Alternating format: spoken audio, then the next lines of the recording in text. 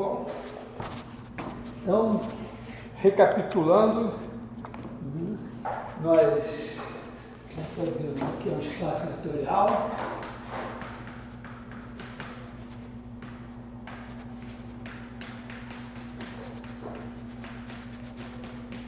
Temos o nosso lema fundamental.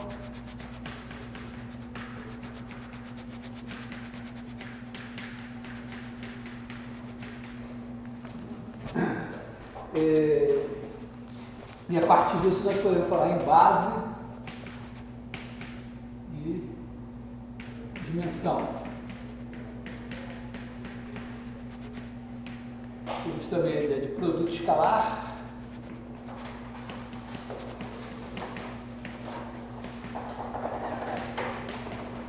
Projeção.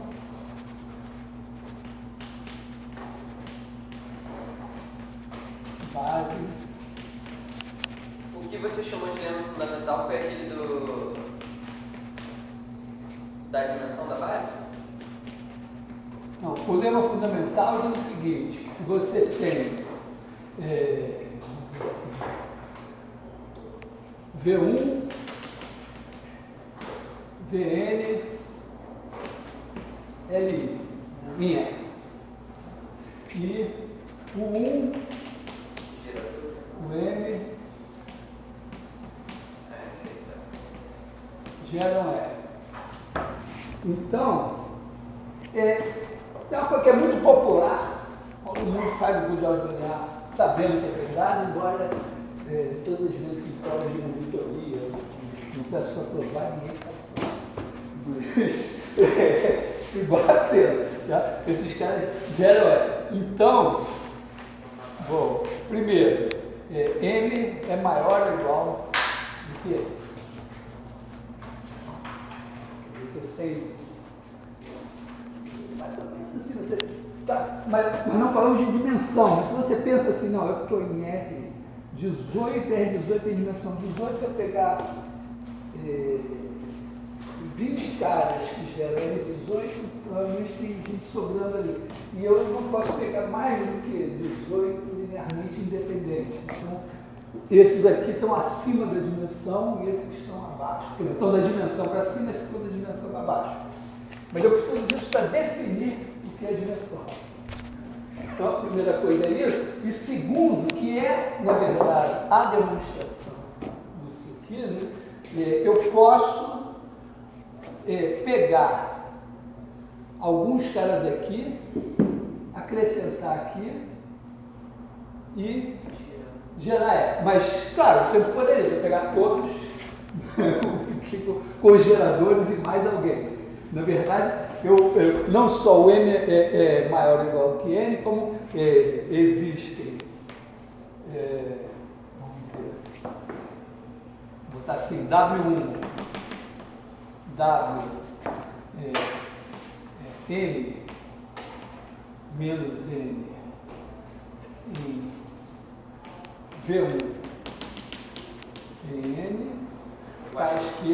Eu acho que amanhã na prova do Paulo vai cair para essa questão aí de mostrar isso. Aliás, eu podia botar assim, W N mais 1, W N mais 1, aqui eu vou botar WM, né?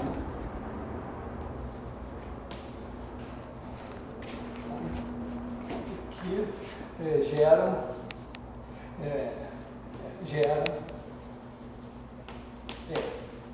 Então, se eu tiver 25 caras gerando R18, se eu tiver 10 caras linearmente independentes, o que o lema diz é que eu posso pegar 15 desses 25, juntar com aqueles 10 e ter novos 25 que vão gerar espaço.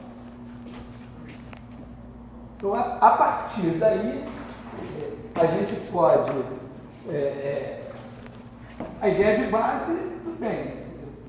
Base é o que? São os caras que geram o espaço de maneira única. Quer dizer, se você tiver uma combinação linear dos caras, esses caras geram... Tem uma combinação linear que faz Essa é a única, se tiver outra, é a mesma. Claro que, considerando a ordem. Então, tudo bem, mas com esse resultado aqui, a gente mostra que todas as bases têm o mesmo número de elementos, porque uma base, para gerar, tem que gerar. E para ser única, tem que ser linearmente independente. Então, você tem uma base e outra base. Uma hora você pensa esses caras como sendo os U's e esses sendo os V's. Outra hora você pensa esses como sendo U's e esses sendo os V's, então o número de elementos é sempre o mesmo. Isso a base é quem gera? Hã? A base é quem gera? Não, gera. A base é o seguinte, olha, você quer fazer o seguinte, eu quero pegar assim, epsilon 1, epsilon k, e a partir desses caras aqui, eu defino uma função de RK em E, que pega Q1 TK e me dá T1 epsilon 1 mais TK epsilon K. Eu quero que isso seja uma bijeção, quer dizer, todo elemento de E seja codificado de maneira única, como um cara aqui. Então, primeiro, ser uma bijeção significa que todo mundo vai ser dessa forma. Então ele gera uma E. Gerar é exatamente isso. Todo mundo combinação aqui. Mas aí quem é a base do caso? Não, eu estou pensando que esses caras aqui em E. A rigor, eu deveria escrever assim, para garantir que eles estão numa ordem bem definida. Então, a partir desse cara daqui, eu crio isso aqui eu posso criar, não importa quem seja os caras, eu posso fazer. Professor, a gente sempre vê essas representações de espaços vetoriais ou de qualquer conjunto multidimensional como repetições ou produtos cartesianos dos mesmos conjuntos. Mas eu poderia, sei lá, ter um espaço vetorial que fosse R por Q, alguma coisa assim? Porque você pode, o corpo vai ter que ser o quê? O que manda é o corpo, entendeu? Porque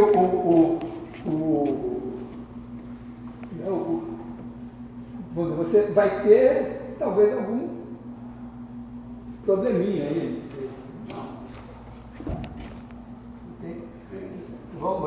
Você vai somar, aí na primeira coordenada vai ter sempre um número real, no segundo um número racional. Quando você multiplicar por um escalar, esse número real vai ser multiplicado por um escalar. A limitação do corpo, isso aqui também, né? O corpo não pode ser. Só que esse espaço vai ser de dimensão, não vai ser dimensão 2, vai ser dimensão infinita. Entendeu? Porque você não consegue, na primeira coordenada, você precisa de infinitos casos. É uma coisa, é claro isso, o conjunto dos reais, quando você quer gerar os reais com o corpo dos racionais, você pode pegar quantos reais você quiser. Quando você pega um subespaço sobre Q e diz que ele é de dimensão 1000, ele é como Q1000, Q elevado a 1000. Todo elemento desse espaço vira, por conta disso aqui, uma miúcula. E Q elevado a 1000 é numerável. Bom, então voltando aqui, o objetivo é esse, quer dizer, dar os elementos no espaço. Repara que nós temos um nível de abstração que nós aqui temos que ter, porque aqui é um curso de matemática aplicada, engenharia matemática, não tem essa história para mim, não, RN, só e o resto não. É isso aí. Tá? E é importante, se você entra nesse nível de abstração, você fica com uma certa superioridade, olhar os linear mais assim. Embora se você não programa, você fica num nível de inferioridade muito grande. Tá? Não pode, só pode transformar seu RN em alguma coisa que sirva para algo que venda aquilo.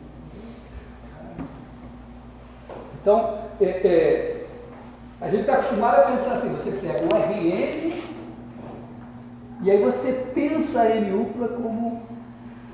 Você pega N números, bota lá assim e diz, opa, X1, X2, XN, parênteses, opa, isso aqui é o X. Pô, virou um ponto. Já é uma coisa assim. Mas, aqui eu estou chamando a atenção que tem o contrário. Você vai ter um espaço totalmente abstrato. Pode ser de flechinhas, pode ser um espaço de funções, ou pode ser um subespaço de RN. Tá? Você está lá no meio do problema, por exemplo, o núcleo da transformação linear, o espaço das soluções da equação homogênea, é claramente um subespaço que não veio com base. Não tem, as coordenadas que você tem não são adequadas. Você resolveu o sistema, 1 milhão por 1 milhão, mas o sistema homogêneo, as soluções formam um subespaço de dimensão 438. Cada uma dessas 438, por exemplo, você pegou a base, então, tem 438 elementos. Mas cada um desses elementos continua tendo 1 milhão de coordenadas. Então você diz, não, eu agora vou trabalhar com 438 coordenadas. Eu vou pegar cada elemento desse espaço, ele se escreve como uma combinação linear desses caras de maneira única. Então eu uso 438 coordenadas, mas a chave para transformar esse R438 de volta no núcleo que está lá dentro de R1000 é esse aqui. Então eu guardo 438 mil coordenadas aqui, e agora cada vetor que eu tiver, ele só vai precisar de 438 coordenadas. Esse custo, guardar as 438 mil aqui, que é a minha chave. É claro? Mas os mil de cada elemento da base estão escondidos, não compactados, não. Não estão compactados, eles estão lá, é um custo que você tem que ter. Tipicamente, você pode, vamos dizer, você faz uma compactação em massa de arquivos, é isso, você reduz a dimensão, então cada arquivo vai, mas você tem, claro que você pode fazer isso, às vezes é mais barato você pegar cada arquivo e gerar a compactação, descompactação, mas em princípio é isso, você tem nessa coisa grosseira que eu estou falando assim, você compactação básica, né? Você para poder guardar isso, você precisa, na hora de reconstituir, ter esses caras. Você pode, na verdade, eventualmente, você pode conseguir que esses caras também você dá uma enxugada neles de alguma maneira, guarda. Porque aqui você vai pegar cada elemento desses quatro, você vai reproduzir fielmente. Vai voltar a ser o que era. Você também pode dizer, não, eu vou ainda dar uma limada e, em vez de reproduzir fielmente, eu vou dar uma coisa aproximada. A decomposição de valores similares tem a ver com isso. Mas, no primeiro momento é isso. Né? Entender que dar uma base é transformar esse cara nesse daqui. Mas, mudando a base, mudam as coordenadas daqui. Ok? É mais ou menos o seguinte, é como dizer, eu vejo que conversar com o colega dele, eu disse, não, eu falo para os meus alunos no começo, eu falo, olha, tem uma origem que está ali e vai ficar lá parada até o final do curso. Porque você dá uma história tutorial, já tem o zero, é como se fosse uma origem. Então você só identifica os vetores aos pontos. Né? Tudo vetorinho. A origem já está, você não mexe na origem, então a identificação faz só criando uma base. A origem é sempre a mesma. Mas bom, então, essa é a ideia da base. Então, para ser base, precisa gerar o espaço, para que todo mundo possa ser codificado, e precisa ser linearmente independente para que a codificação seja única. Bom, mas aqui nós estamos separando o LI do G, e aí vai isso. E aí, como eu falei, como a base é LI, gera duas bases ortostrômicas, que é chamada dimensão do espaço. Mas tem uma coisa poderosa aqui, né, que está dizendo, ó, que se você tem, primeiro que se o espaço tem dimensão finita, né, imagina assim, você tem o E,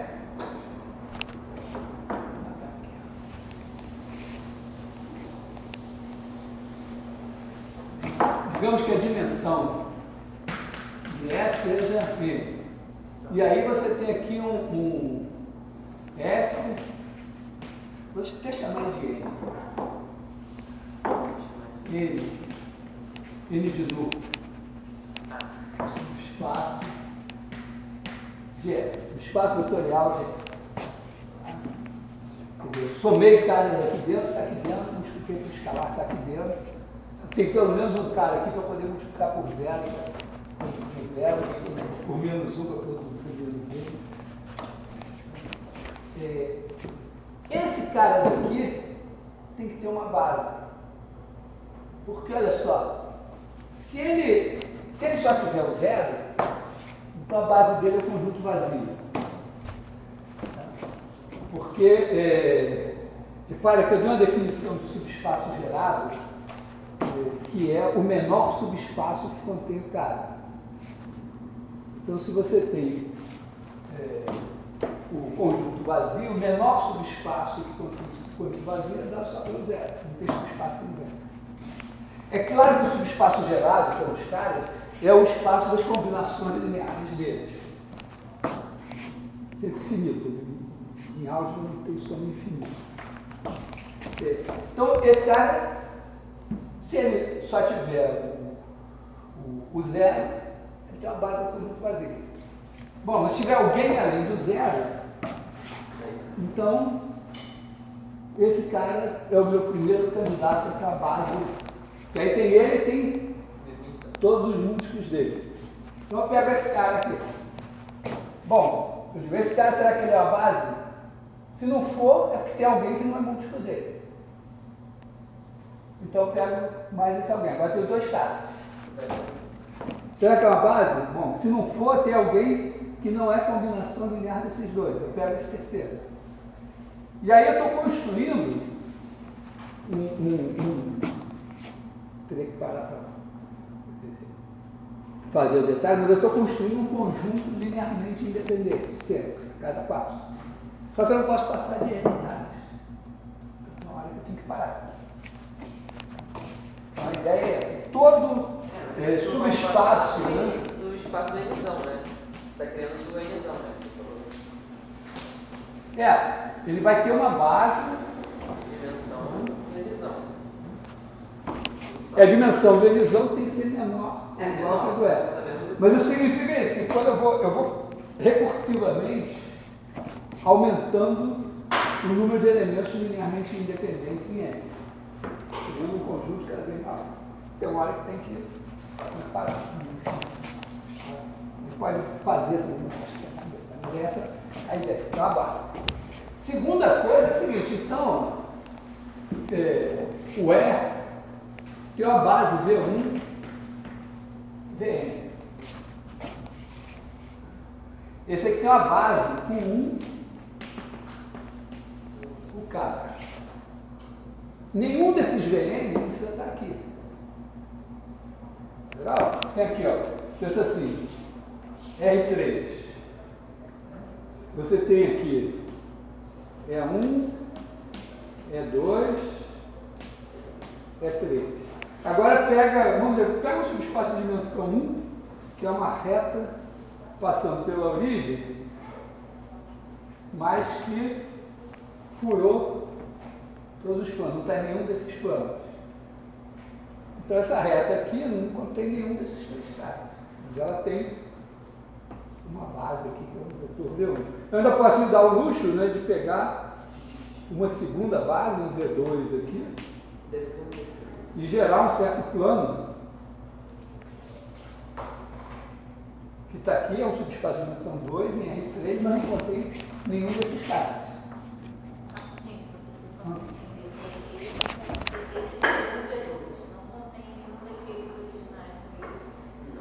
Não é só que nenhum deles, no V1, V2 não contém. Nenhum desses está dentro desse plano. Quer dizer, eu tenho um plano assim, um espaço assim, eu passo um plano aqui, e esse vetor não está no plano, esse vetor não está no plano, esse também não. Tá? Mas existe pelo menos um desses três que eu posso acrescentar a esses dois e gerar o espaço. Então significa que existe aqui o K mais 1, o N contido em V1, Vn, tenho N menos K caras aqui, tal que o 1, o K mais 1, o N é base de F, porque vai gerar. Eu não peguei isso, Hã? não. Eu não consegui. Isso é o que está escrito aqui. Não, é porque aqui eu entendi. Não, pois é, então você não entendeu o que está escrito aqui. O que eu estou dizendo, o que eu disse aqui é isso, eu pego esses caras daqui, quer dizer, isso aqui é menos do que está escrito aqui, é uma consequência do que está escrito aqui. Porque esses caras daqui, eles são uma base. Então eles geram F.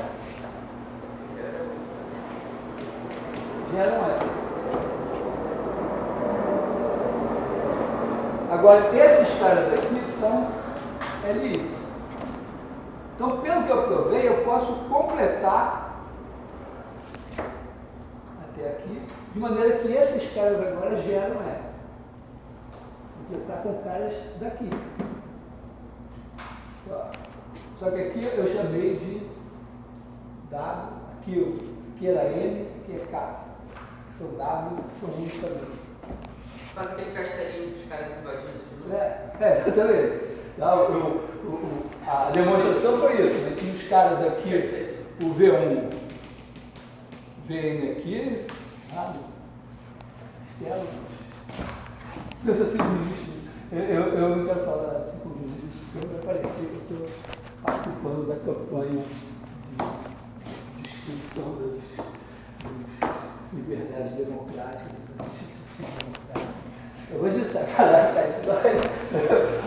Poderia ser os ministros do Supremo, ou, sei lá, a Câmara dos Lordes ingleses, ou a Academia Brasileira de Letras, ou a Congregação do Instituto Lateral, qualquer instituição que tem um certo número de pessoas que tem um certo poder, um certo destaque. A Câmara dos Deputados, uma coisa assim, né? Então, esses caras estão aqui, e o que eles têm, o poder que eles têm, que os distingue, é que quando eles se reúnem, eles podem gerar o espaço todo. Então, o que eu fiz? Chegou o e disse, opa, eu quero entrar aí. Ah, mas aqui não, só pode ter N, já está cheio. Tá? Não, mas tira aí o V18, se eu entrar no lugar dele, eu dou conta. Por quê? Porque ele sabe que ele é a combinação linear desses caras, e o coeficiente do V18 é diferente de zero, e aí um algebrismo trivial mostra que ele, com os outros, gera o V18 de volta. E se tem os outros aqui, o V18 tem todos. E depois você itera isso com um detalhe que eu não vou repetir, mas é esse. Então, se eu tenho esses caras aqui, eles são linearmente independentes, esses geram, eu posso pegar esses caras, botar no lugar de K aqui, o que equivale a pegar n menos k daqui e acrescentar aqui. E continuar gerando o espaço. Então agora eu estou com n caras que geram o espaço. Se eu tenho n caras que geram espaço, eles têm que ser, como o espaço é de dimensão n, tem que ser uma base. Porque se não fosse, eu podia jogar alguém fora. E aí eu ficaria com uma base de menos de n elementos que eu acabei de provar com fora. Então, além dele ter uma base, eu tenho uma base e eu posso completar essa base para gerar o espaço todo. Então, isso é essencialmente o teorema do núcleo da imagem. Porque, vou emendar aqui no... Rapidinho, professor, quem é maior aqui? Quem é a substância de quem nesse desenho aqui? Ele é subespaço de R. Então, o R3 é branco e o N, esse aqui é o E, e o N é azul. Quando a gente completa a base O N é que é subespaço. É. Tá. Aí está contido. Tem esses dois caras aqui, e os outros três vetores são todos espetados para fora. Na verdade, qualquer um dos três que eu pegar aqui vai servir. Porque se eu tenho um plano aqui, se eu pegar um vetor que está apontando para fora do plano, para cima, para baixo do plano, eu acrescento ele, com ele, mas os outros dois eu gero espaço. Estou dizendo que isso funciona, em geral, de maneira totalmente E não só abstrata. gera, mas gera como uma base, né? Você completa a base para formar uma base. Forma uma base do espaço. Então aqui, eventualmente, é claro que alguns desses caras poderiam estar aqui. Ou pode acontecer uma coisa, eu peguei o primeiro, peguei o segundo, aí quando eu fui pegar o terceiro, ele era gerado, não pelos dois que estavam aqui antes, talvez, mas pelos que estão aqui e mais aqueles dois. Pode acontecer uma coisa assim. Então, vamos ver. Tem os caras certos aqui. Claro que tem mais de uma opção, em geral, a menos que, vamos dizer, se tiver exatamente K aqui, que estão aqui, aí só tem os outros. Senão, tem mais opções. Bom, então, beleza? Posso... Eu me perdi, mas vai ter que continuar. Vou fazer nesse quadro agora, que é o seguinte. Imagina que eu tenho T de NF linear.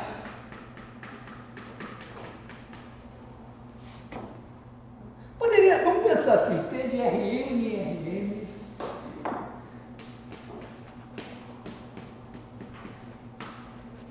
linear. Então esse aqui é o meu E. Então, tem o núcleo da transformação, que é o conjunto das soluções do sistema homogêneo, é o primeiro exemplo, assim, claro, de subespaço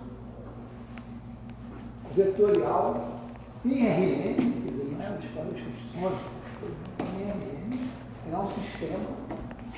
E aí as soluções do sistema homogêneo formam um subespaço vetorial de Rn e que não foi fornecido a partir de geradores. Porque você tem dois espaços aqui naturais, pega a matriz de T, né? A11, AM1, A1N, AMN, essa é a matriz. Então, está claro, né, que quando eu multiplico aqui por x1, xn, isso aqui vai me dar x1 vezes primeiro aqui, AM1, mais xn vezes esse enésimo aqui, A1n, AMN. Então eu tenho esses N vetores que estão aqui em Rn e que eles geram um espaço que é chamado a imagem da transformação. São os caras que eu atinjo quando eu... E que no sistema são os caras que se eu colocar lá, o sistema tem solução. Os outros não tem. Se não é combinação desses caras, não tem como resolver o sistema. Mas esse espaço, ele está aqui, ele é dado, ele tem um cara que eu pensaria, pô, isso aqui é a base. Só não é porque, quer dizer, só pode não ser porque esses caras não necessariamente são linearmente independentes. Então, o sistema pode ter mais de uma solução. E aí, significa que esses caras não são linearmente independentes. Mas quem pode não ser linearmente independente? As colunas. Eu estou dizendo o seguinte, a imagem da transformação é o espaço gerado pelas colunas. Elas podem não ser linearmente independentes, então esse espaço é gerado por esses caras, mas esses caras formam uma barra. Jogar fora o mundo, ficar com uma barra. Então, eu tenho a imagem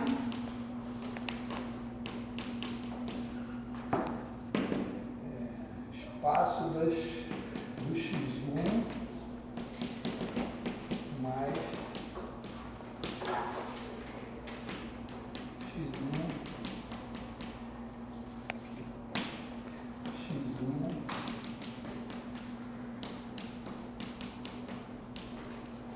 Mas nessa notação que você está fazendo, o x1, xn não é um vetor em Rn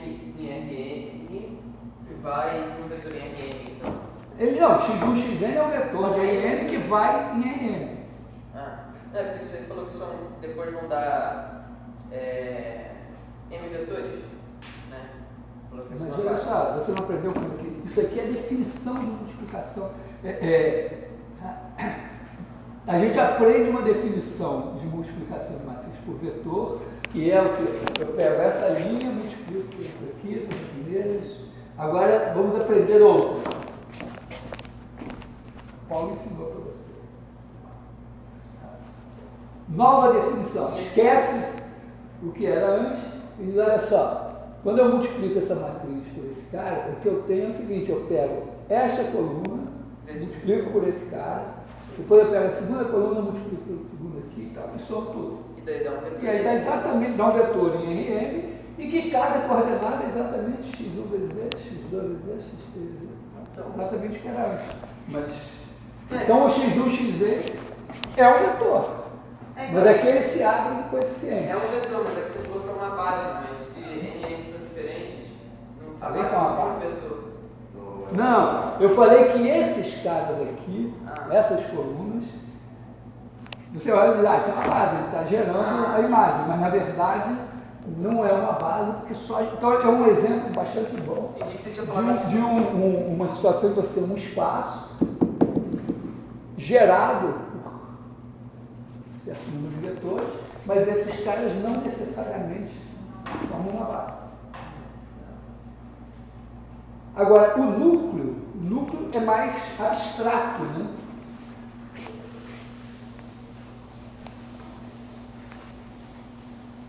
Vamos chamar isso aqui de...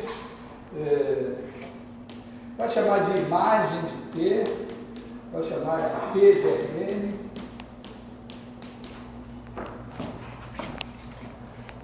Agora, o núcleo é realmente uma construção já teórica. Não, pega o conjunto dos caras que são levados em 0, 0, 0. Então, é igual a T menos 1 de 0. Ele chamar de núcleo de T. Tem os que usam. É a imagem inversa de 0. Tá? Vou botar assim, T menos 1. Aqui o Paulo usa é o Kert. É porque ele é que nem meus filhos. Meus filhos cresceram vendo os animais.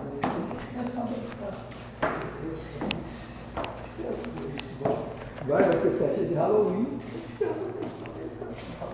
O Código Daniel não diz nada para ele. Então, mas eu não uso isso. Não. Primeiro tem mais letras, mais caras. Né? E eu me sinto assim, vou ter que falar curry.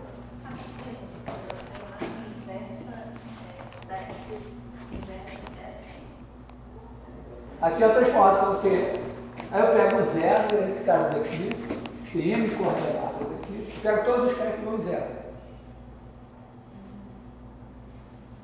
Tá? Significa, eu faço isso aqui igual a 0, 0, 0. Aqui tem M coordenadas, eu multiplico esse cara, eu vou botar aqui, que é mais claro também a coordenada.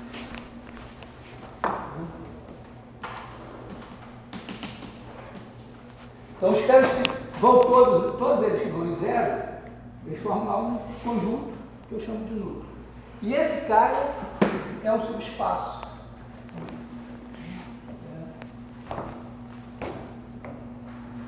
É subespaço. A imagem, né? Esse cara daqui é subespaço do RM. Esse é do RN, né?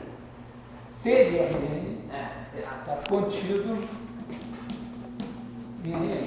Mas assim, não necessariamente chego a uma combinação que dá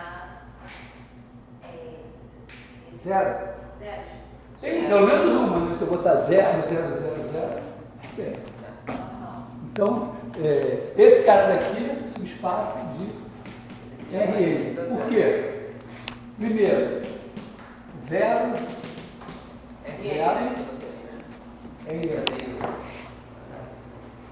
esse cara daqui com N coordenadas, o 0 com N coordenadas, pertence ao núcleo T. Com certeza.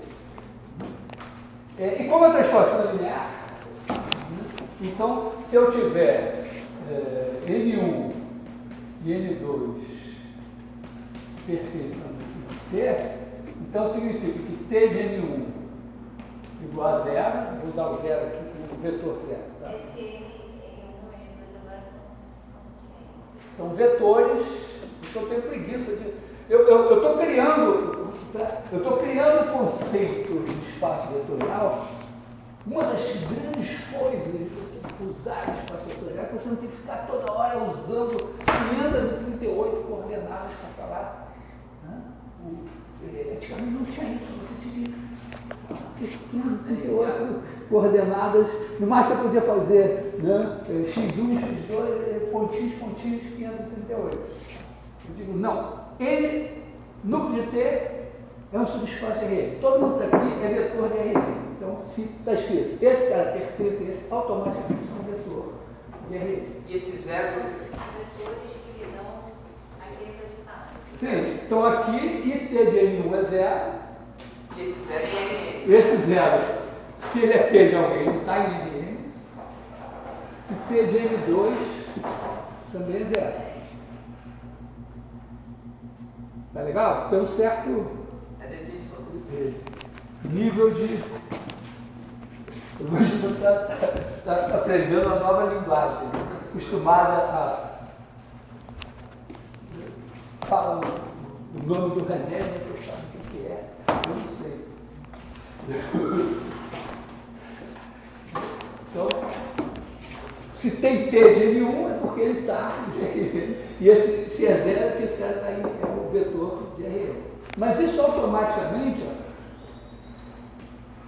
T de N1 mais N2, como a transformação é linear, isso é T de N1 mais T de N2. Um é 0, o outro é 0, 0 não é 0, é 0. Então, N1 mais N2 também está no núcleo T. E também, né, vou botar mais um N aqui também. Se eu pegar aqui, se K pertence a E, Só para botar o alfa agora. Então, T de Kn é Kt de M. Esse cara aqui é zero. K vezes zero. E K vezes zero é zero. Então, T, Kn pertence ao núcleo de T. Então, ele é um cara que está em Rn. O N de T é um subconjunto de Rn. O zero está nele. E se eu somo dois elementos dele, está nele. Se eu multiplico um escalar, está nele. Então, ele é um subespaço vetorial, porque eu posso esquecer o Rn e pensar só nele.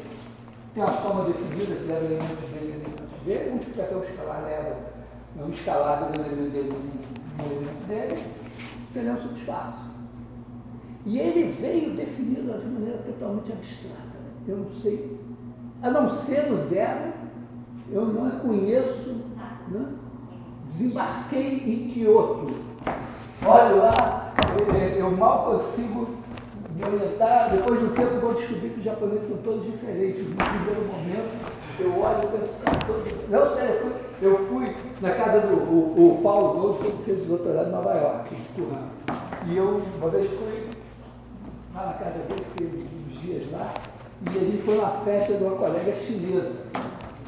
E aí eu olhei, os chineses eram todos diferentes uns dos outros, necessariamente, porque diz a lenda para nós. Como eu também, quando eu conheci um chinês, que ele falou comigo, depois ele me confessou que ele me confundiu com outro, que para ele nós somos todos iguais. Mas, de qualquer maneira, tá certo? Esse cara, esse núcleo aqui é isso, eu desembarquei em Kyoto e olha, eu não conheço ninguém.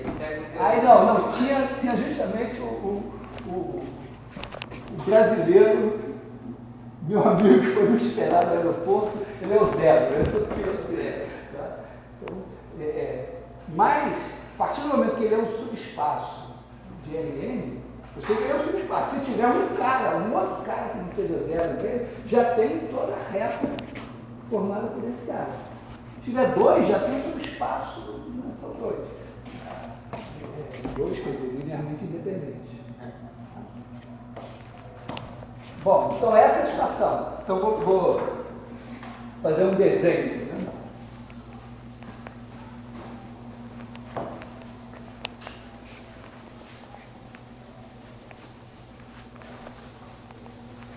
O desenho é assim, está aqui o Rm com seu zero, está aqui o Rm com seu zero, e aí tem a transformação T.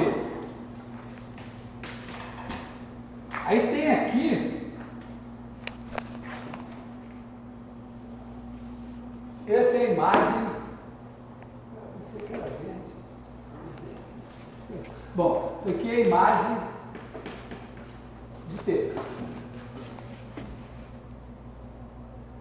E aqui, em algum lugar assim, tem o núcleo de T. A existência desse núcleo faz com que eu faço o meu desenho de transformação linear, é isso, né?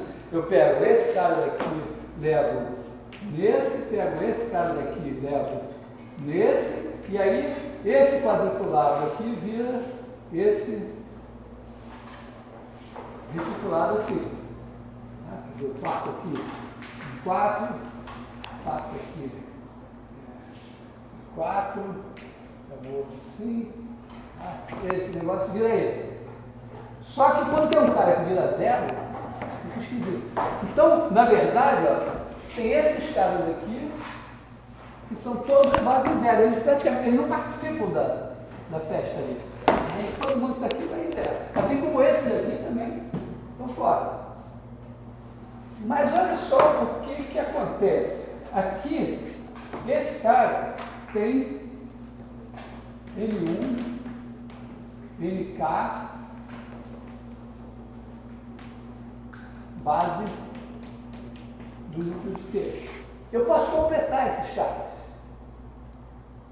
Então, eu posso completar e posso criar aqui, sei lá, VK mais 1, até Vn e garantir que N1, NK, VK mais 1 até Vn. É básico. Isso aqui é base de E. Só que esses caras aqui, eles geram um subespaço aqui. Esse espaço aqui, V, gerado por VK mais 1, Vn. Como isso aqui é base, esses caras são linearmente independentes, eles são a base daqui. E aí, esses caras daqui vão ser levados objetivamente aqui. Esses caras aqui vão ser levados objetivamente aqui. Isso é o teorema do grupo linear. Por quê? Porque qualquer... Pega um cara, primeiro eu vou mostrar que se eu pegar um cara aqui... Faltando dimensão. Hã? Faltando dimensão para ele existir. Faltando dimensão. Vai buscar dimensão. Por exemplo, se eu trouxe a de gigantesco em R10 e for para R1, está faltando 9 dimensões para ele continuar sendo esse porqueria. Aí vai... Na verdade, não. Se ele for em R1, tem 9 dimensões que você perdeu tudo isso. Está faltando 1. Aí vai ser convertado para pontinhos. Né? Então, se esse aqui fosse, por exemplo, fosse aqui o R2, virou uma coisa de dimensão 1. Então tem uma dimensão que eu perdi e a outra aqui.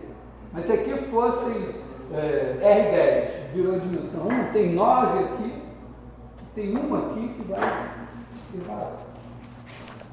Mas olha só, tem esse cara aqui, vamos chamar ele de alguma coisa aqui, Y. Bom, esse Y está na imagem, então tem um X, tem algum X aqui,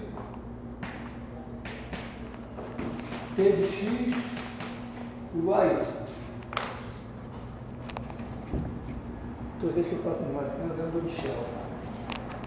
O Michel era uma amiga matemática. Toda vez que eu usava o giz azul, eu era com giz. Depois eu falei que ele era daltônico, azul, não enxergava. Toda vez que eu boto azul, eu lembro dele. Michel, assistindo, desculpa, mas imagino que deve ter alguma coisa na tela que ficou horrível.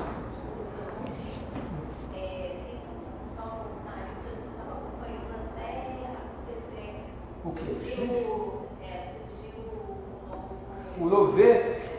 Não, porque é o seguinte, esse cara aqui tem uma certa dimensão K, tem uma base, e eu acabei de, vamos dizer, apaguei o quadro que eu gastei para dizer, olha, se tem um espaço aqui, tem um subespaço de dimensão K, eu posso completar esses caras, o VK mais 1 até Vn, gerando uma base de Rn. Então, isso aqui, esses aqui mais esses são uma base de Rn. Só que esses geram um espaço amarelo. Se eu pegar esses, eles geram um espaço branco. E esse espaço é de dimensão N menos K, porque eles são linearmente independentes. Eles são N menos K. Esse espaço aqui. Agora, o que eu vou mostrar é que esse espaço é levado aqui de maneira objetiva. Primeiro, ó, pega um cara daqui. Tem um X, vai ler. Esse X, ele se escreve como uma combinação linear desses caras. Então, claramente tem uma decomposição aqui, assim, né? N, V. X igual a X1, N1, mais XK, NK, mais XK mais 1, VK mais 1, mais XN, VN. Então, isso daqui é o V e esse aqui é o N. Esse cara está aqui nos amarelos. Então, meu X é um vetor azul. Aqui o X. E ele é soma desse N aqui, que é amarelo, com esse V aqui, que é branco. Isso aparece aqui. Aqui, algébricos. Acontece que T desse aqui é zero. Então, T de x igual a T de N mais V, que é igual a T de N mais T de V. Isso aqui é zero, porque ele está no núcleo. No núcleo. Todo mundo aqui é elevado em zero. Então, este cara daqui é elevado por isso. Vai ter de ver. Então, esse é o objetivo. Por um. Porque o TGN é zerado e aí o TGN é Esse aqui é o meu Y.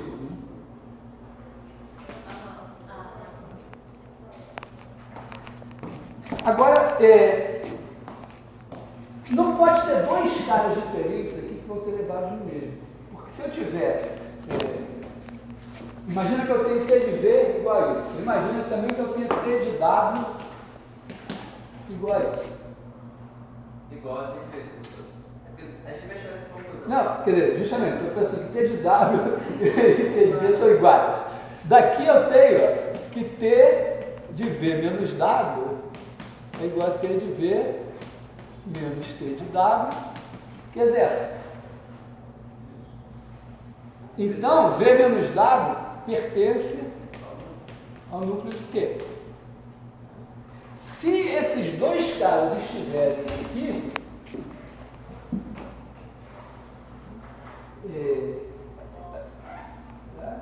os dois caras estiverem aqui, o que vai acontecer? Eles são uma combinação linear desses caras.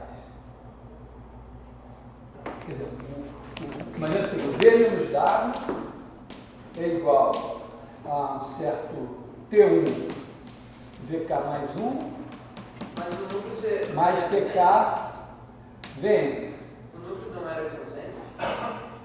Não, mas eu estou supondo que se V e W pertence ao espaço V, vale isso. Mas com certeza esse cara está no núcleo. Eu estou supondo o seguinte, eu vou pegar dois caras nesse espaço aqui, que são levados no mesmo Y. Então, se eles são levados no mesmo Y, a diferença deles é levada em zero, a diferença está no núcleo. Aí eu tenho o seguinte problema.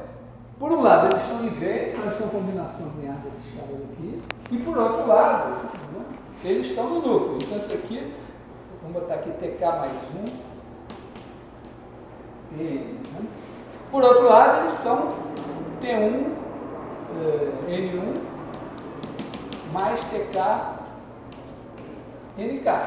Então, se eu fizer, né, se eu fizer esse menos esse, eu tenho zero como combinação linear desses caras todos aqui.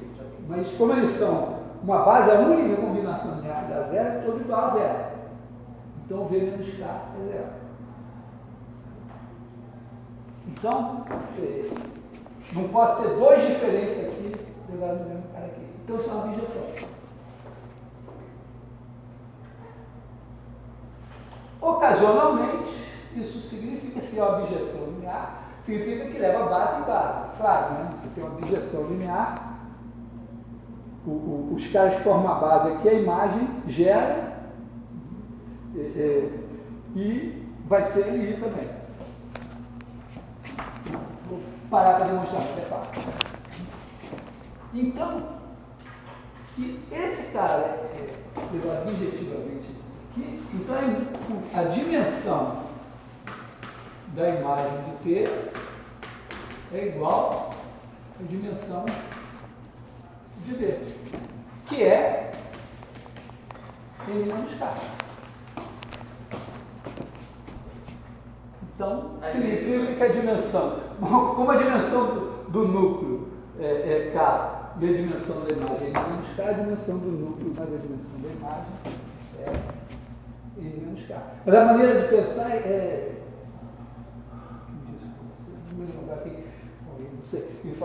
isso, quando você tem o núcleo tem dimensão K, significa que você perdeu K dimensões, se compactou assim, E aí você pegou isso e mandou objetivamente lá.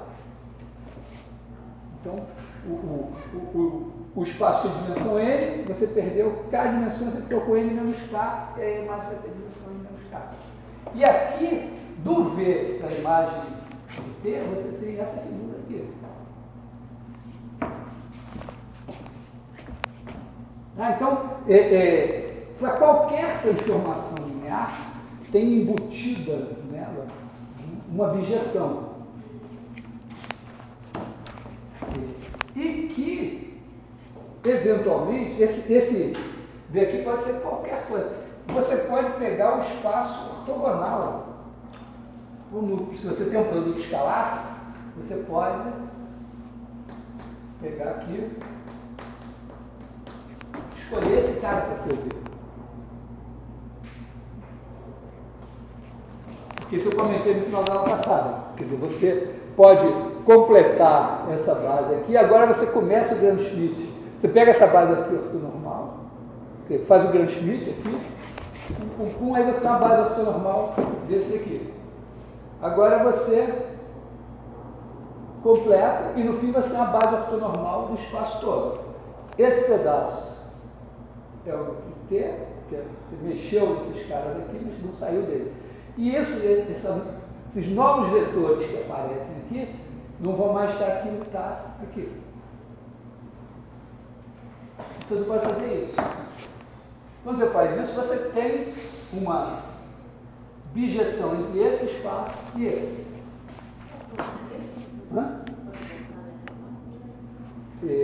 Eu estou dizendo que aqui, esse V, eu escolhi assim, quaisquer N-K vetores que completem essa base.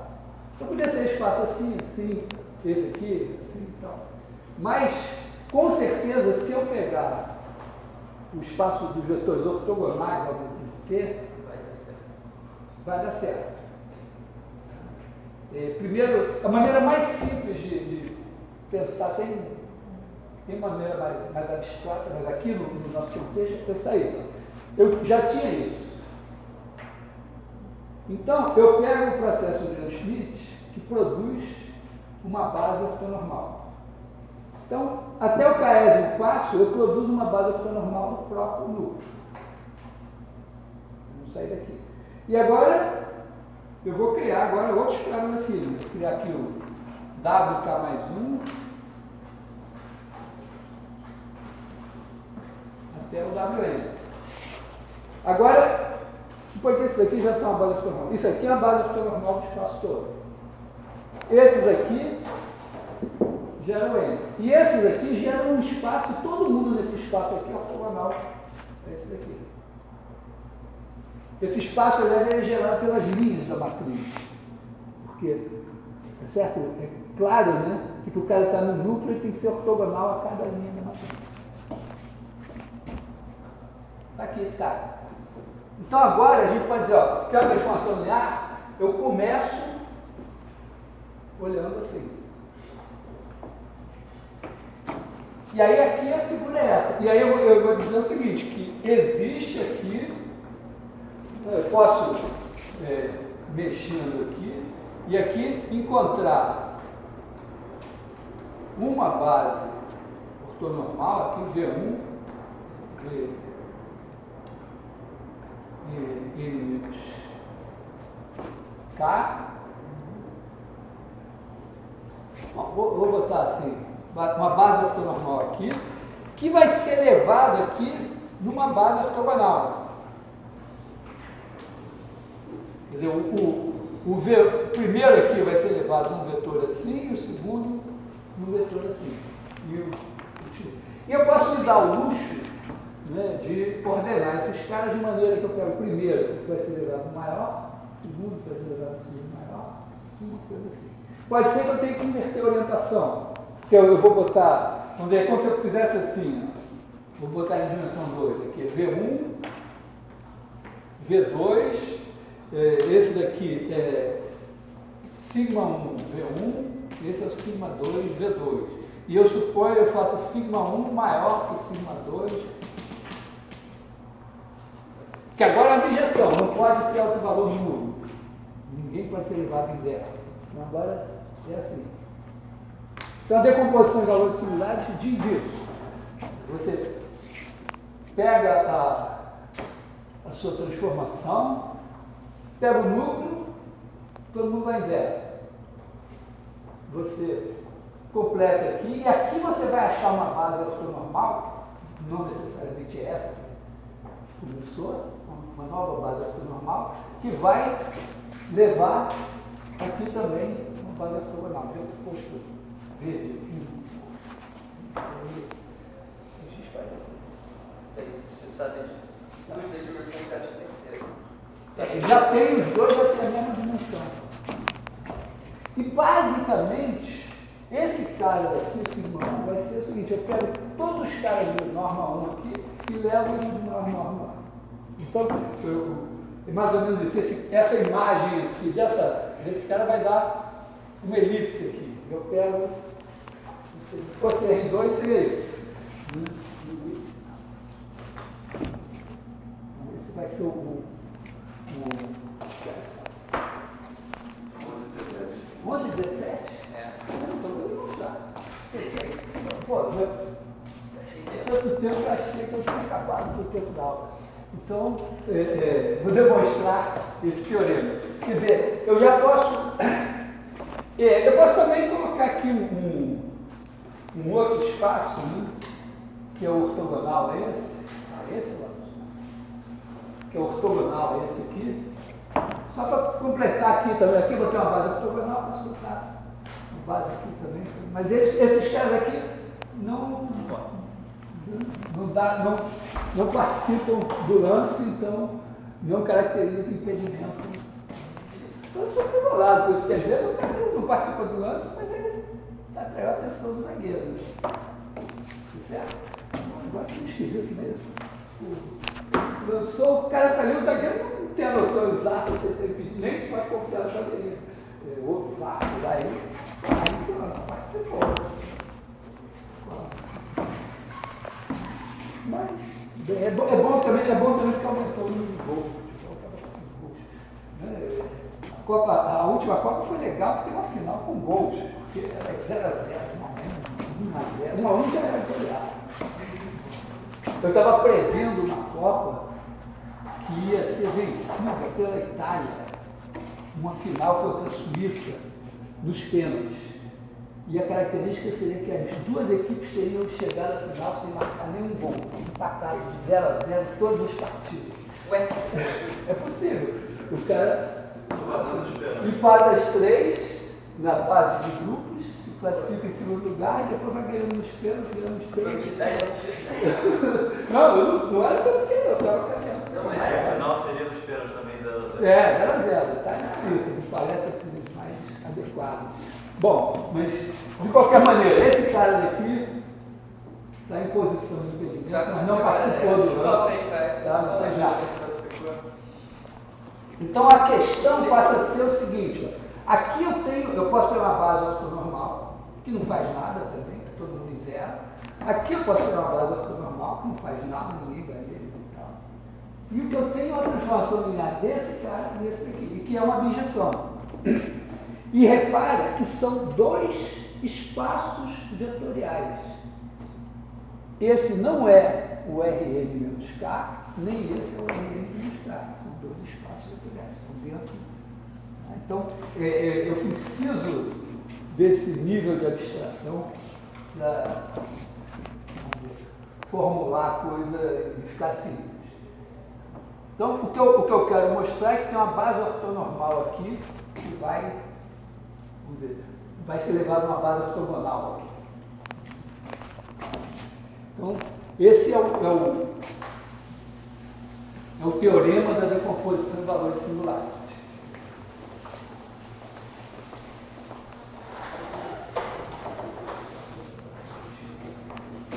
Então, teorema... Mas só ortogonal, né? Ortonormal não necessariamente, né? Não, eu também ia querer demais, né? Porque se for levar dentro do normal... Você vai ter que normalizar. Isso.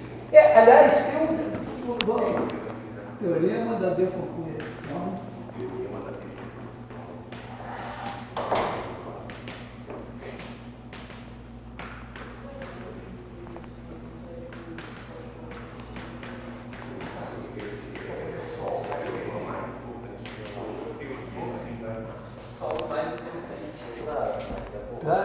decomposição em valores singulares.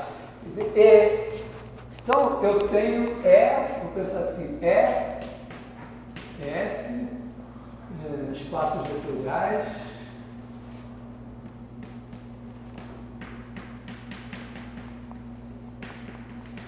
eu vou para não fazer simples, reais,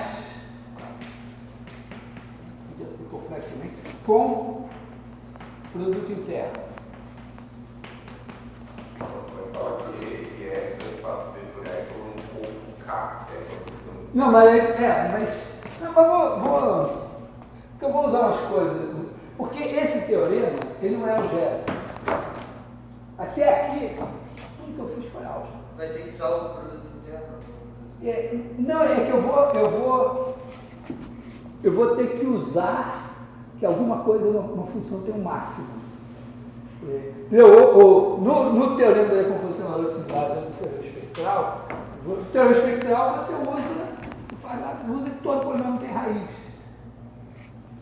Então, esse é o teorema fundamental da álgebra. Não tem demonstração algébrica do teorema fundamental da álgebra. Então, não tem demonstração algébrica, puramente algébrica desses. Mas tem como eu garantir isso sem o produto interno? Não tem uma demonstração sem o produto interno? Não, porque não tem enunciado ser produto interno. Tá certo? Eu vou pegar uma base normal, como é que eu vou falar de base normal sem produto interno? Então, e agora eu tenho T de NF e isomorfismo. Isomorfismo é a transformação linear bijetiva. Isso ainda é álgebra. Então, existe. Aliás, esse teorema não era muito da moda, mas eu estudei tanto tempo que eu aprendi ele, aí diz, vou fazer uma demonstração assim. Aí fiz um vídeo, só que eu era cristão novo, então troquei, eu fiz um sacrilégio, porque a base do F é V1, V. E a base do F é 1, eu levei 1 e V, então existe. Qual é o problema de ser um IV? É porque não é a nomenclatura usual. Entendeu? Como vamos dizer, você está dizendo assim, você prende limite. Para todo F existe delta, não sei o que. Alguém diz, para todo delta existe F. Então existem bases ortonormais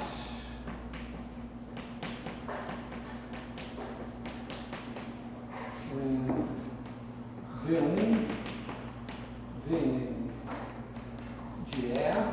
Então o certo é V para 1?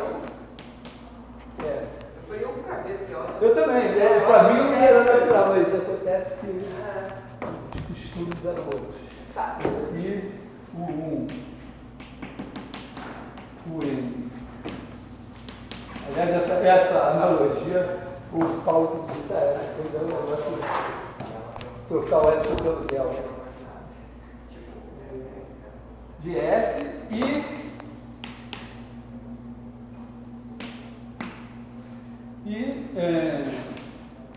sigma 1, sigma N em R com sigma 1 maior que sigma 2, maior ou igual que sigma N maior que 0 e T de VI igual a sigma I de vetor I de 1 até. E eles são de mesma dimensão, então? Tem os isomorfismos de mesma dimensão. Porque eu já caí no caso da mesma dimensão, porque na realidade o teorema pega uma transformação linear qualquer e aí esse teorema se aplica. Mas ele se aplica assim. Pega o teorema do núcleo da imagem, núcleo aqui, imagem aqui, então ortogonal ao núcleo, bijeção com a imagem. Agora faz aqui, o resto é Embora, depois, claro que você tem algoritmos, né? A ideia aqui, você trabalha com isso em dimensão altíssima, né? Dimensão 50 mil, para fazer alguma coisa, e aí você vai ficar calculando determinante, ir lá calculando, e passa pelo teorema espectral também na hora de fazer as contas. Mas aí você está pegando todas essas dimensões extra, jogando dentro do núcleo. Joguei fora. Eu estou dizendo, esse é o teorema. Vamos ver, depois a gente faz a gente faz uma formulação. A gente faz uma formulação de RM em RM, mas eu estou dizendo, o essencial, realmente o teorema que importa na demonstração é isso aqui, é na bijeção. Você pega de RM em RM, aqui tem o núcleo, você pega o ortogonal núcleo, tem uma bijeção com a imagem. Então, esse teorema se aplica do ortogonal ao núcleo na imagem. E aí o resto Então, é isso aqui. Basicamente, a figura é essa. Né? Você tem aqui a bola unitária, aqui é o E, e aí a transformação transforma essa bola unitária na inclusive. E a gente fez, é o teorema da Apolônio, os diâmetros conjugados de Apolônio. Só que você pode pegar um diâmetro, que é o maior diâmetro aqui, e aí você, agora, como é o maior diâmetro, o que a gente tem que mostrar é que esse cara aqui é perpendicular, tangente é perpendicular a ele. Aí você volta aqui, esse cara daqui é a imagem de alguém aqui. Aí você volta, essa tangência aqui se preserva, quer dizer, esse cara com a objeção, esse cara tangente aqui veio de um tangente aqui, que aqui é ortogonal. E por ser máximo, aqui é ortogonal também. Então, significará que se eu vier com esse cara para cá, ele está aqui, e ele vai ser elevado, pode ser que ele não seja elevado nesse, pode ser que ele seja elevado nesse aqui. Então, essa a ideia da demonstração. O que passa, essencialmente, vamos ver, do ponto de vista formal, é o seguinte: eu pegar o maior cara, o cara que é elevado, o maior cara aqui,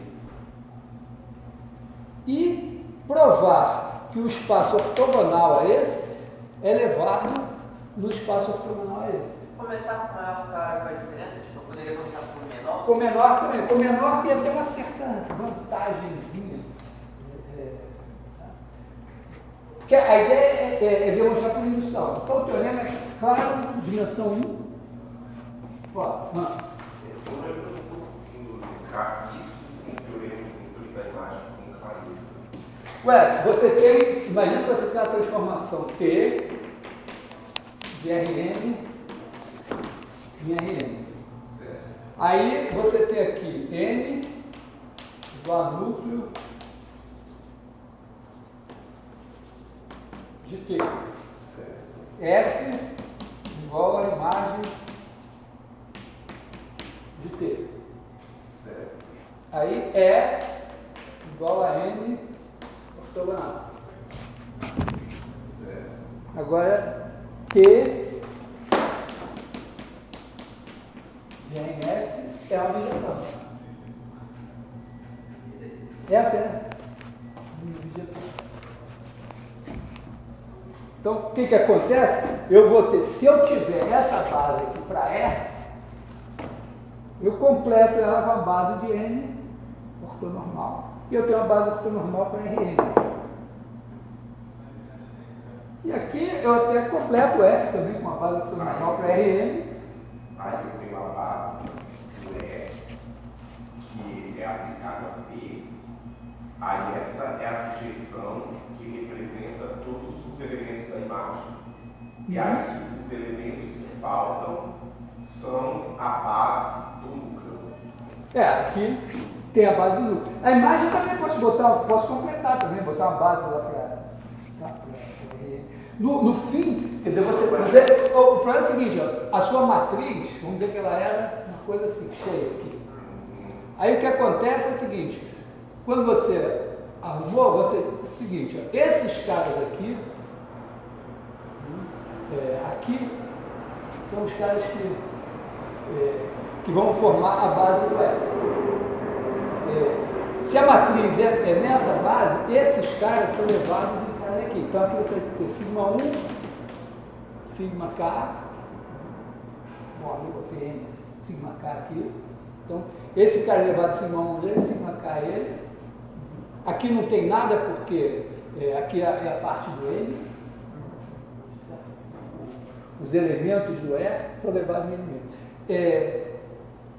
E acabou. E o E não leva na origem. Tá? Aqui é 0, aqui é 0, aqui é 0. O E não leva na origem, no caso, né? Quem leva o E só leva o 0 na origem. O 0. Então, o 0 não está no núcleo. O 0 não estaria no núcleo. O 0 está em qualquer lugar, mas a imagem, o cara para estar no núcleo, a imagem dele tem que estar no 0. Então eu estou dizendo assim, ó, um cara de Rn, ele tem as primeiras coordenadas estão em N. As outras estão em N. Então, isso aqui é a parte do E, isso aqui é a parte do N. Isso aqui é o Rn. Então, não vai dar problema. Então, quando eu pego um elemento de E, agora eu sei que a imagem dele... Agora, isso aqui, esses caras aqui são escritos na base do E. Então, o primeiro elemento do E é elevado em sigma 1 vezes o primeiro elemento E. Então, aqui, aliás, é Rn. Aqui que é o Rn. Mas os elementos de N vão ser levados em 0. Então, eu pego, na verdade é isso, o N está aqui. Então, você pega aqui, o primeiro vetor é levado em sigma 1 vezes o primeiro do F. As coordenadas de F são as primeiras coordenadas de Rn. O resto eu completei. Tá? Quer dizer, tem aqui a figura assim. Estou voltando, acho que estou voltando. Aqui, ó, é o núcleo. Aqui é a imagem do T. É que daria problema se o 0 não estivesse no E, né? Mas o 0 está. Agora eu pego ortogonal ao núcleo.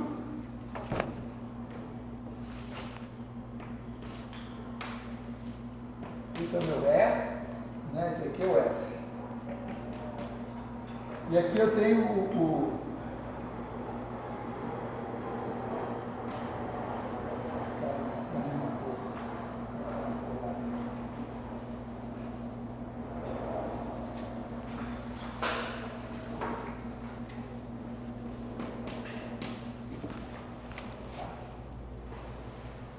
Então, o que acontece é o seguinte, esses caras aqui são levados aqui objetivamente. Então, a minha matriz é isso. Aqui são N, aqui são N. Então, esses vetores aqui que eu vejo são os vetores do lado de cá, né? Então, o primeiro aqui eu peguei a base, que é V1, VK e mais NK mais 1, que é NN, tá? Para completar o RN. E aqui, do lado de cá, eu tenho o 1, o K e mais, sei lá, continuar no mesmo erro, MK mais 1, MN. Tá? Então esses caras aqui vivem aqui. Só fazendo figuração. Então eu pego o primeiro cara daqui, o V1, e ele é levado em sigma 1 vezes o primeiro cara daqui. O primeiro cara daqui representa a primeira coordenada. Então, sigma 1 resto 0. O segundo, sigma 2, 0. O KL, sigma K, resto 0. E agora os outros caras da base, esses aqui, são todos levados em 0. Tudo aqui é 0. Então tudo aqui é 0. Eles são 0 porque eles estão no núcleo. A imagem deles é 0. Então, Esses caras são tolevados a zero.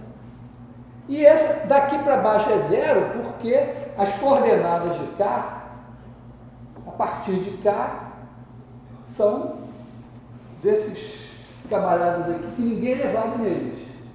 Então, eu pego esse cara daqui, sigma 1 vezes o daqui, a primeira coordenada. Daqui para baixo é zero. E sigma K, o VK foi levado em sigma K. O K tem sigma K aqui para cima é zero, aqui para baixo é zero. Aqui é zero, aqui é zero. Então, a matriz é só isso. Tem uma matriz quadrada aqui, K por K, diagonal, tem uns positivos, sigma 1 lá para sigma 2, esse não muda, 0, 0, 0. Dá para pensar isso como notação em bloco.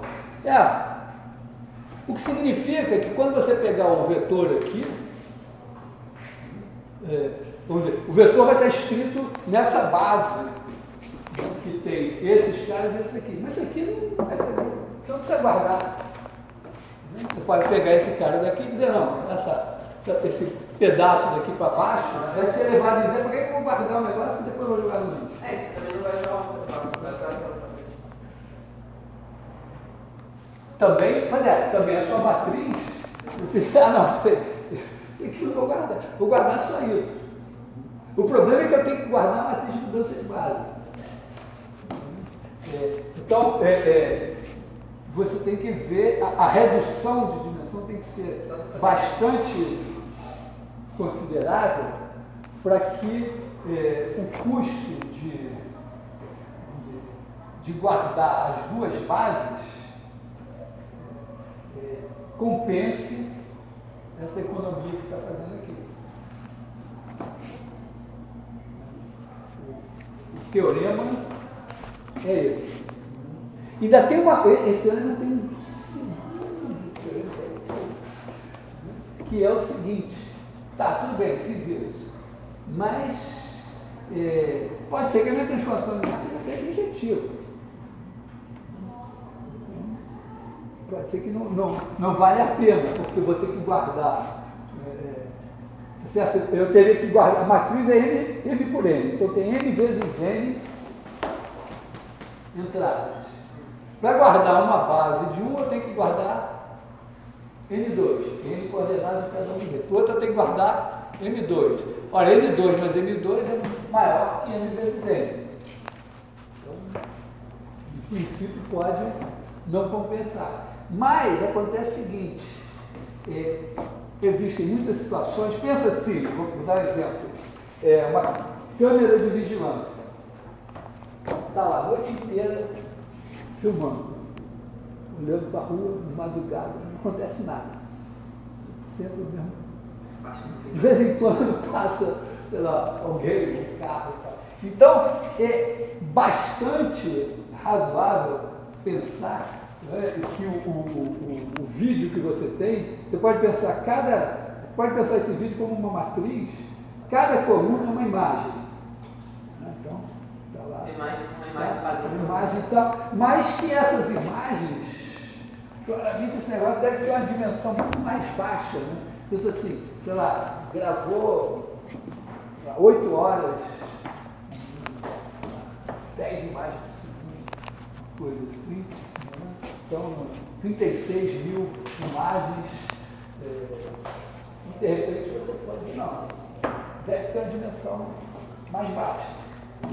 Então, é possível que esse seu vídeo, que é uma matriz muito grande, que você queira dizer, não, eu vou jogar fora alguma coisa.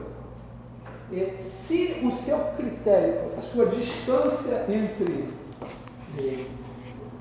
pontos é dada por esse conjunto escalar, por exemplo, no caso das matrizes, a distância é dada pela raiz quadrada da soma dos quadrados das entradas, a norma razoável aqui, assim, de produtos escalares. Se você disser, não, eu quero ficar com uma coisa de dimensão K0, aí você diz, então eu vou cortar aqui, ó, que é o signo K0, transformar isso aqui em 0, e essa de todas as matrizes de posto K0, que é a dimensão do espaço das colunas da K0, de todas é que está mais próxima dessa. Mais ou menos o tipo de situação em que esse negócio... Peraí, a K0 é a mais próxima da geral, assim. Você é uma matriz, quer dizer, você pode pegar, o que você pode fazer depois, isso vai significar, se você corta aqui, você vai jogar fora vai jogar fora a informação. Você vai pegar só os K0 primeiros vetores aqui, e os K0 primeiros lá. Você não jogou informação. E aí, com esses caras e essa matriz, você vai recriar uma matriz que não é mais a sua original. Mas de todas as matrizes de posto K0, ela vai estar mais próxima da sua original. E tem situações que funcionam maravilhosamente bem. Mas, repara, tem uma culinária aí. Primeiro assim, você... Cara, esse exemplo da câmera de vídeo é um exemplo que a gente apostaria nisso. Qual o seu critério de comparar uma matriz mais próxima? Esse, as entradas... a raiz quadrada da soma dos quadrados das entradas. Tá? Que tem a ver com os produtos escalares aqui. Então, na verdade, eu não falei isso, mas quando você escolhe um produto interno, isso também aqui, produto interno está registrado, quando você tem o seu espaço e você escolhe um produto interno, você está tomando uma decisão que pode ser, que é uma decisão tecnológica. Você está decidindo, mesmo que você faça uma coisa, a coisa mais trivial que você pode para mudar o produto interno é botar peso nas coordenadas. Botar peso nas coordenadas significa que, e às vezes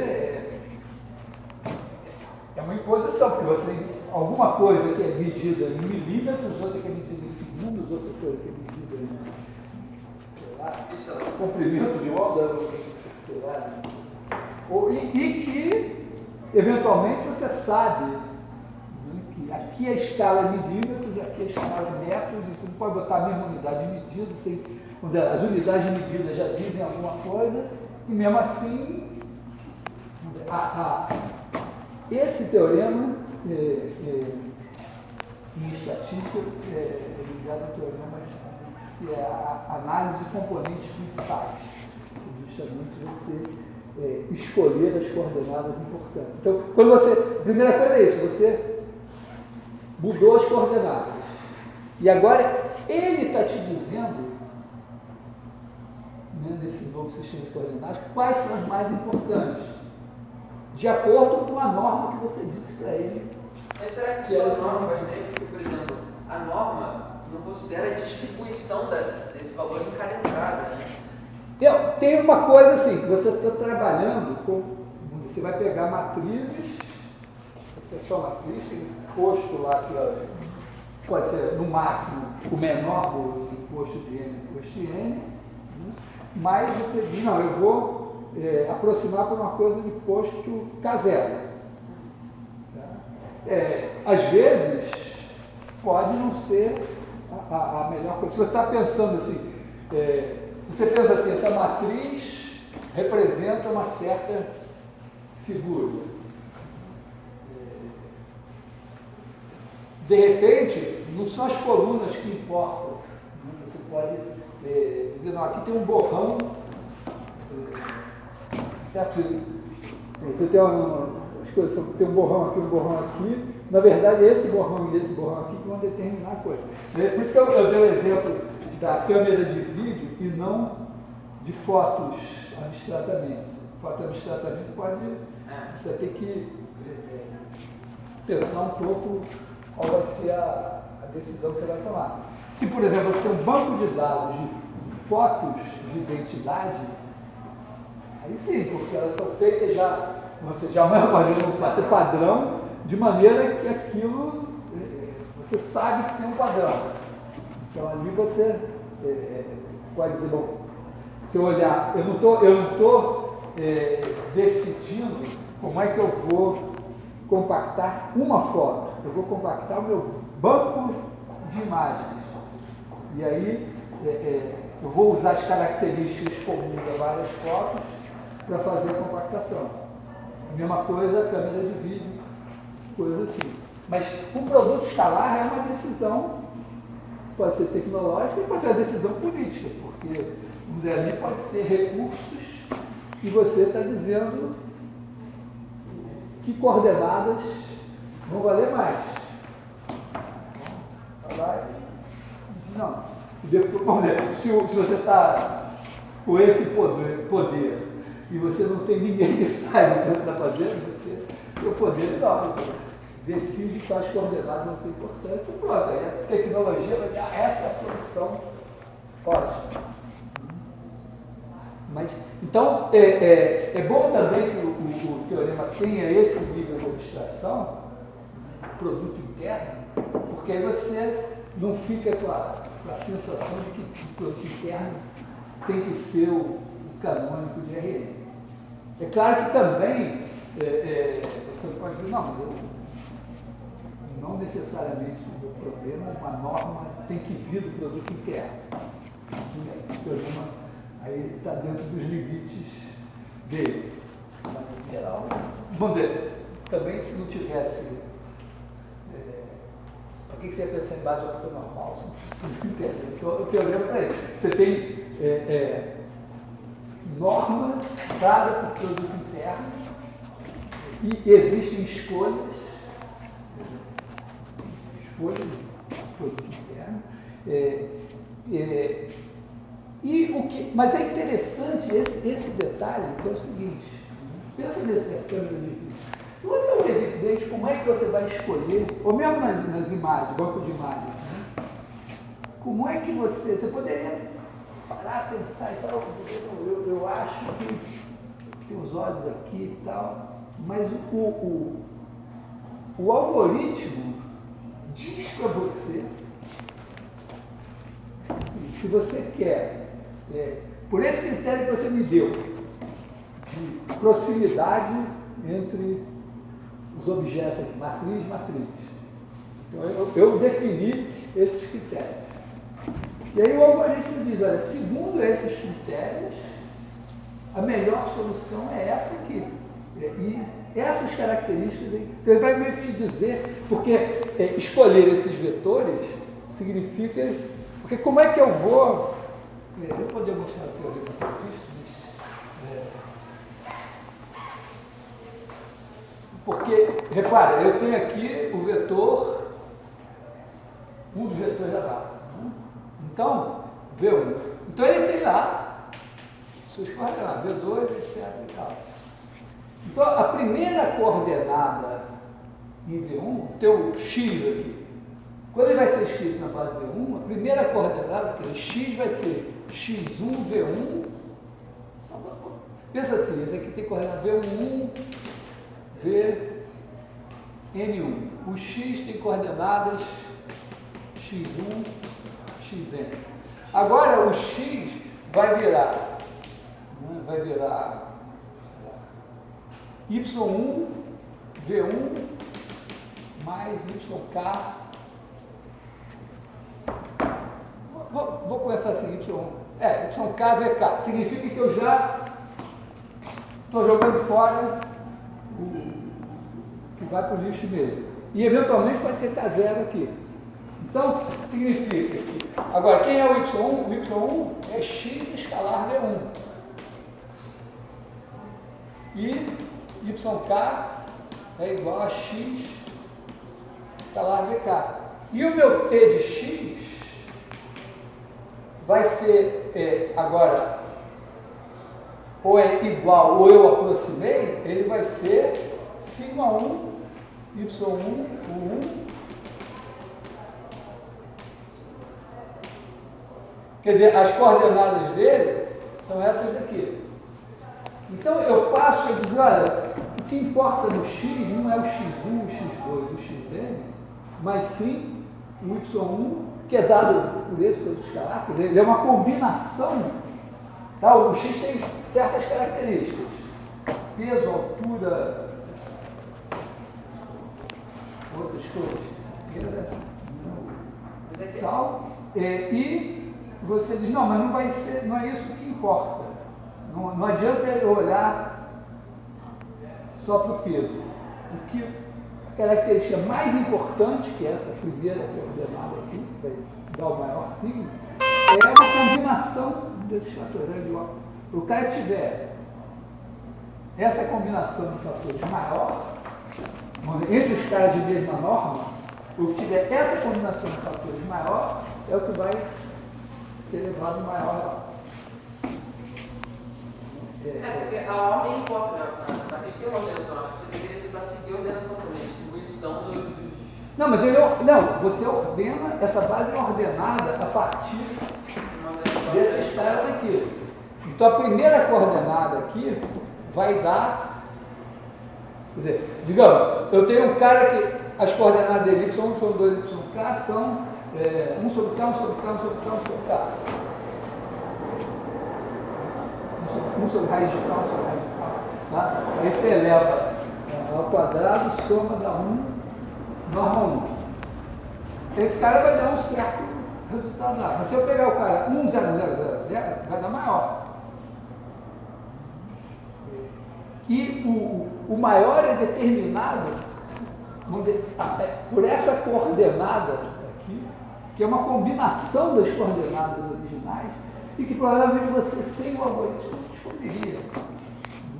Imagina, você entendeu? É uma situação que você pode ter um montão de dados que fazem até o maior sentido, mas vai meter a cara ali dentro e descobrir Eu acho que para essa o que realmente importa. seguir o padrão das coordenadas originais. Tinha essa relação entre as originais e as novas coordenadas tem que ter essa relação. Tipo, a segunda é o dobro da primeira, tem que ser algo assim. Sim, mas isso é revelado Depois. tá? Vamos ver, o achismo seria você ir lá com a sua experiência e tirar alguma coisa. Mas o interessante é que aqui uma vez que você definiu os critérios, o algoritmo pode te dizer exatamente o que é. Sabendo que você pode alterar esse resultado alterando o produto interno. Eu posso botar esse critério para ele, seguir essa proporcionalidade da matriz inicial? Não. Não, porque aqui, repare, essa proporcionalidade, isso aqui é o primeiro autovetor. Você tem que calcular esse cara e ele vai dizer.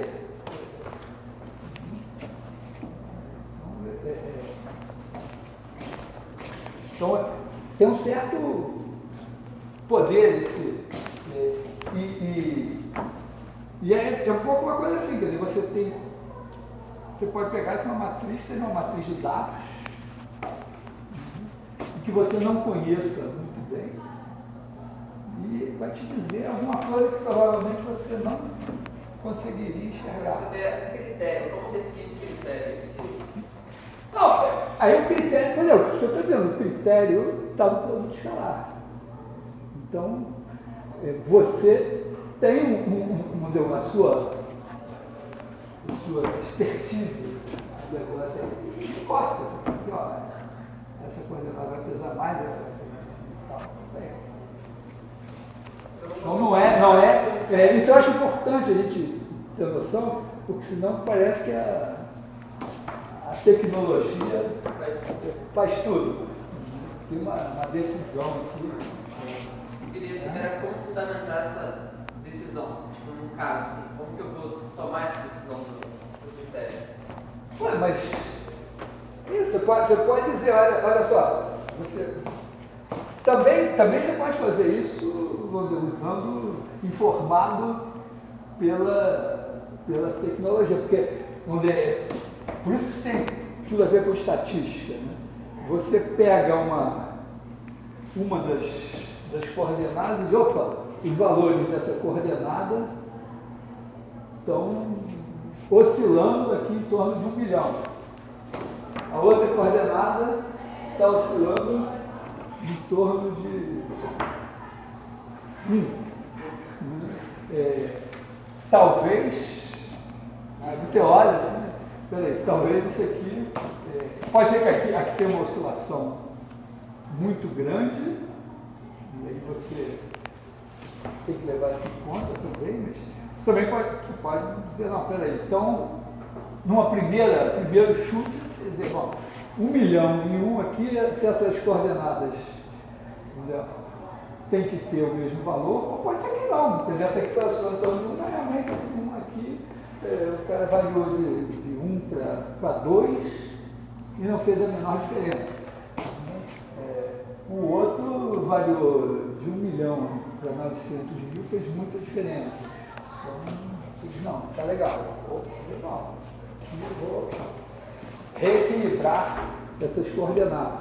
Também a mudança do produto interno não precisa ser só com peso, porque a definição de produto interno permite o seguinte, que se você pegar uma matriz simétrica, positiva definida, é uma matriz A, tal que A de U, escalar U, seja maior que zero, se U é diferente de zero, e é uma matriz simétrica, isso aqui define um produto escalar. Você pode pegar uma matriz cheia de coisas aqui e dizer, o produto escalar agora não é mais o antigo U escalar U. Eu vou primeiro fazer A de U, depois U. Então você tem uma certa margem de manobra também no produto escalar. Talvez por essas coisas que eu estou dizendo, e pela relação disso com estatística, que eu já ouvi estatísticos dizendo que eu devia ter estudado mais na preliminar.